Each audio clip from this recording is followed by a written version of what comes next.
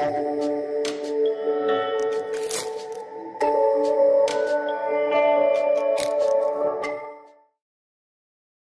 afternoon. The previous two excellent speakers spoke about entrepreneurship in the capacity as investees. Now I'm going to be talking about how investments are made and what the perspective of an investor is. Recently, about 3 years ago, a new access to finance mechanism was introduced to the Nepalese economy. It's called private equity. And this approach was brought here because it was felt that capital injection alone is not enough. It needs further interventions to sustain a business. Okay? The World Bank's IFC, International Finance Corporation, promulgated this SME Ventures Forum globally, and the Nepal private equity fund is called Business Oxygen. Business Oxygen has been set up to invest in small and medium enterprises in the Nepalese economy, where we not only inject capital, but we handhold the business to take it to the next level. Now, this is where the concept of blended finance comes in, with an impact investment story. Blended finance means private capital for public good. And impact investment means the impact that is made on the social and the environmental side of the economy. Blended finance impact investments around the world has been quite common for the past 10 years, but in Nepal it has just started. And I'm glad to say that Business Oxygen has been a pioneer in the Nepalese market in introducing such forms of financing. Now, why did we choose small and medium enterprises? Well, small and medium enterprises are the backbone of any economy. In Nepal, there are almost 2 million people who are involved in SME financing, SME business. But they lack capital, they lack expertise, and there's no sustainability for their businesses because all these interventions are not there. Mainly capital. Banks are not interested to invest if they don't have security if it's a SME venture that requires a sizable amount of money, and these SMEs don't have the capital to grow because of that. So that's where we come in. We don't look for security. We don't look for collateral. We look for the growth prospects of the company, and we invest in the person's ability to make the company grow. And in the process of making that company grow, we ensure that they follow various norms that will enable them to be, number one, as an entrepreneur, be able to follow international best practices as a businessman and grow their business along the lines of how international companies run. Okay. Now, what we've seen in Nepalese SMEs here is that they use traditional methods of manufacturing. They do not have financial discipline. They do not have marketing or branding expertise. So we go in, we try to formulate a method so that they will be able to grow by incorporating all these essences that are important in running a business. Okay. Now, it's a multi-pronged approach. Number one, capital. Number two is the value add that the capital injection brings into the equation. On the financial side, we've seen that from our intervention, it helps the balance sheet, that is, the internal rate of return of the company it goes higher.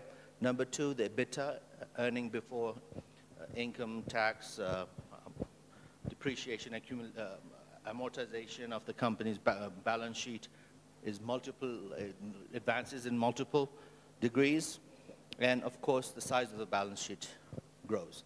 Economically, we see that it increases the labor, its capacity to provide funding, tax to the government. And of course, on the social side, we see that more women are employed, the companies are more inclusive, etc. So these are all the value adds that do take place. Now, if you see today that when I was driving here, the monsoon rains in Nepal have started to be extremely harsh. In the past, they used to come and go, but now when it rains, you see trees falling down, and that is because of climate change. Nepalese SMEs are not aware of what the effects of climate change can be to their companies. I'll give you an example. We were looking at a coffee plantation, you see, and we realized that they needed to expand. But, the yield was not very good, the way they were growing the coffee. So we brought experts in. And we realized that if the coffee plantation, now which is being grown at 900 meters, could expand at 1,500 meters, the next growth stage would be at an elevation of 1,500 meters, then the yield and the taste of the coffee and the beans would sustainably be better than what it is growing right now because of climate change. And this is happening all over the world. I mean, in Europe, you have new world wines that are much sweeter than what the previous vineyards used to be producing. So climate change is a very important factor. And it is very important that our SMEs, our businesses, our industries are aware of the effects of climate change. See, and this is the sort of intervention that private equity brings to with their investments into the market in economies like Nepal, which are known as post-conflict and fragile. So another example I'll give you is one of our investments that we have made on the issues of renewable energy is providing solar photovoltaic cells in areas where they don't have grid electricity. For instance, in Makwanpur, which is about 150 kilometers from Kathmandu, up in the mountains, there's a small community in a place called Raksirang, a small village, where our intervention built a solar capacity of 150 kVA. Now, with that 150 kVA, every household there has water pipes because the solar pumps that have been energized from that those panels, can get the water that's about 100 meters down, pump it up to the village, and irrigate the land. And now they're starting to export dal likursani. 60 ropanis of the land has been irrigated so that they can provide dal likursani to Kathmandu. So there are restaurants that are already buying it. Now, this changes the face of the economy. Okay? Another case has been similar in Tono, where another, what was a smaller system, 90 kilowatts, kVA of solar panels has enabled the villagers to get into entrepreneurship, something that they hadn't done before because of access to energy. So these are the small examples that private equity investments with technical support can bring to an economy. And it is very important for economies like Nepal that do support this. For instance, our intervention does not compete with the banking system. We do not go, we are there to invest in businesses that do not get loans or collateral. So it is an alternative access to finance. Now, one of the biggest, earlier we heard our speakers talk about entrepreneurship, capital ideation built on the companies that they're planning to grow, etc. But it is not just about capital. You can have all the money in the world, but then if you do not have the support base to see it through, you're not going to be successful. Now, obviously, in the past 2 years, we've gone through 3,000 companies. Some were startups, and majority of them are scale-ups. But in the majority of these companies, the startup companies, as mentioned earlier, have not done their homework. And I see today that there are a lot of young people here, and one of the biggest suggestions that I would like to do is do your research. I think Mr. Agrawal mentioned that earlier in his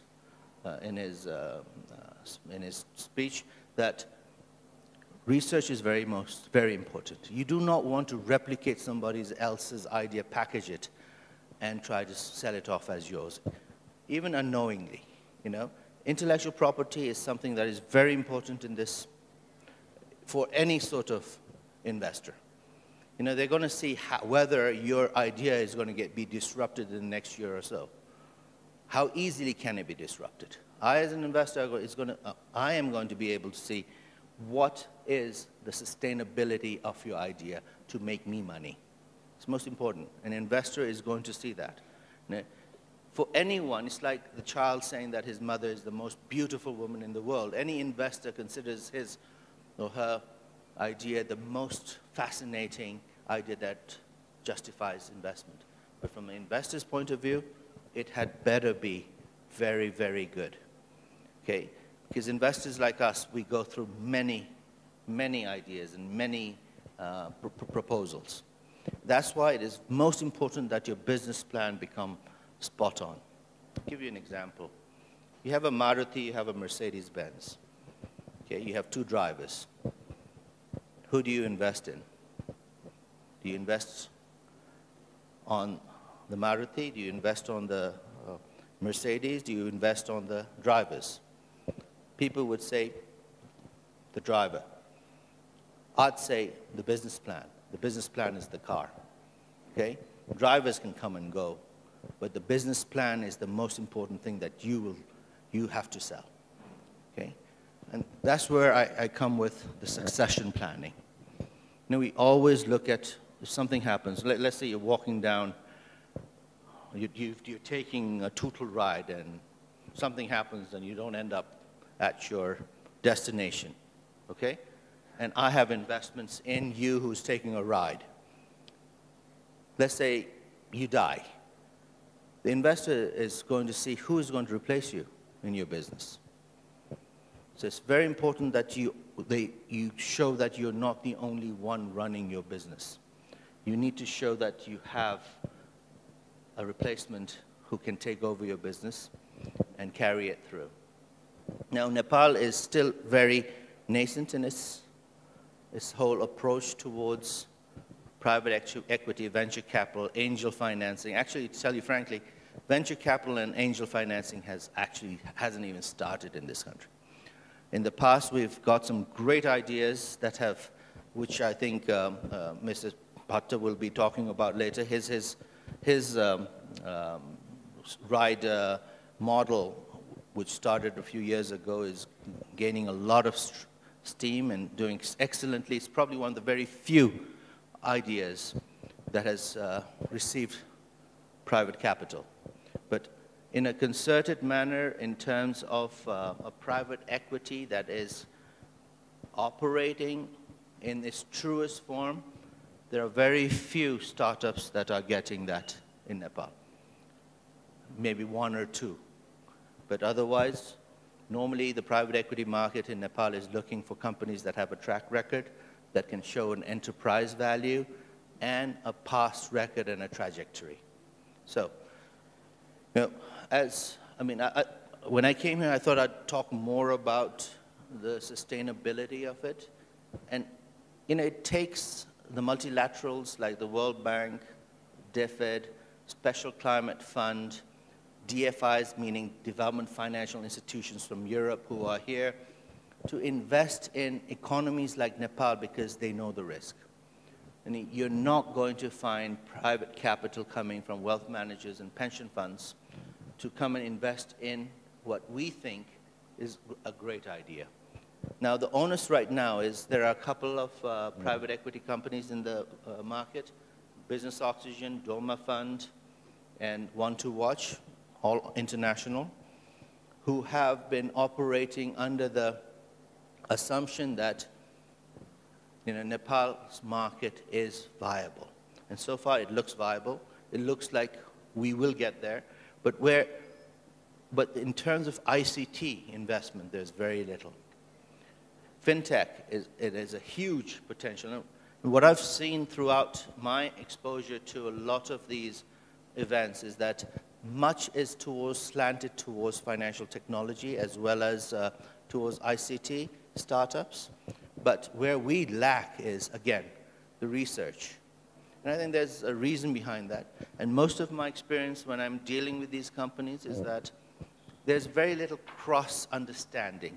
A person who is extremely conversant in technology is not very convincing in terms of his financial knowledge. So it's very important as someone who's trying to get into this business to understand the importance of finance as well as your root substance, which is your technological idea. Because tomorrow, if your business is not going to be sustainable, no one's going to come and finance it. I mean, you may get the first round of financing if you're lucky, but the second round and the third round is not going to be viable. So, whatever you're trying to think of, make sure that it sells. And that is basically the bottom line. What is the multiple that an investor will be getting at the end of the day? Now, there are certain advantages and disadvantages of being in a market like Nepal. One of the biggest advantages of being here is that, there are agencies like the multilaterals looking into it, who are willing to pump money into it and provide the technical support to make you grow. But the disadvantage of working in a market like Nepal is the size. Okay. Alibaba went and bought the Raj because, there's a 300 million population in Bangladesh, Pakistan, and then you would probably have 500 million if you join all of them. We have 28 million people. So the idea that we are going to be able to create a sizable business by introducing a product for the local market is pretty difficult. So whatever you're going to think of producing had better be an exceptionally unique product. Okay? Kathmandu is another incredible idea that was started in, and it's just slowly starting to gain steam. It'll be a while before they make money. Tutul is another wonderful idea that, which has filled a necessary gap in this market. There are a few others out there, payment systems. eSewa is doing incredibly well in terms of being able to generate the capacity to attract investors in it. And that's just a big thing. So, it's slowly happening. But then, I can count these in my palm. So the whole ecosystem of investments and ideas and startups has just taken place, has been 3 or 4 years. So as young college graduates, I think it's very important that you concentrate on what this market actually requires and how you are going to fill that gap. And, when you reach the second stage, if you ever get to that, there are agencies that are willing to give you the funding for it. So far, we've made 7 investments, and they're diverse. They're from renewable energy to agribusinesses to hotels, tourism, restaurants, eco-lodges, etc. So, Business Oxygen will be here for many, many years as you ideate and you grow your thoughts into translatable ideas into money-making projects. That's when private equity will be able to come in and support you. Thank you.